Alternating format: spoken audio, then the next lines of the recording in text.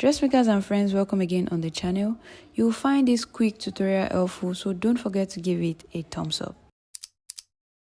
Here are two ways to create a perfect fringe design. I'll be using this sand bead that you see right here, and let's get into it. The first method, you're going to be starting with one single bead, which is going to serve as the stopper for the bead. Take a look at how you are going to secure that first bead, just like that.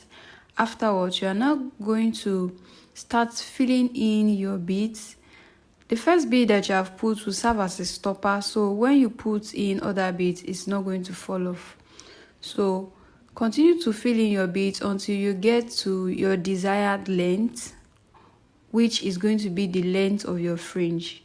So once your desired length is actually achieved, you can measure that with your tape rule, or you eyeball it where you want it to get to on your dress.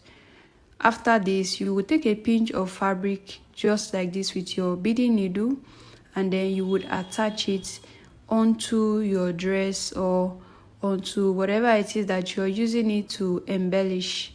So you can see this is done. Make a knot right there like this, and then you move on to the next point. Also, this leads us to the second method, which in the second method, you are going to be starting on your fabric. Just assuming that this is the starting point. You get your needle into your fabric, secure it down, and then you start filling it with your beads just like this.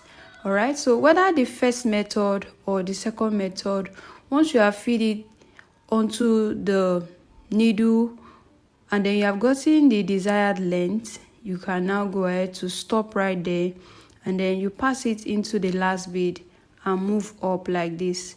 Afterwards, move up a little bit, make a knot at 1 or 2 points, and then you go ahead to cut off like the remaining hanging thread. Okay, make a knot and make sure that the knot is well secured. You can see the way I'm making that knot. Making the knot is quite important because that is what secures everything down. So after you have made a good knot, you can do this at one point, move on to the next point again, and then you do another one just as you see me doing right here. Here is what your final look should be. If you find this tutorial helpful, like and give me a heart in the comment section.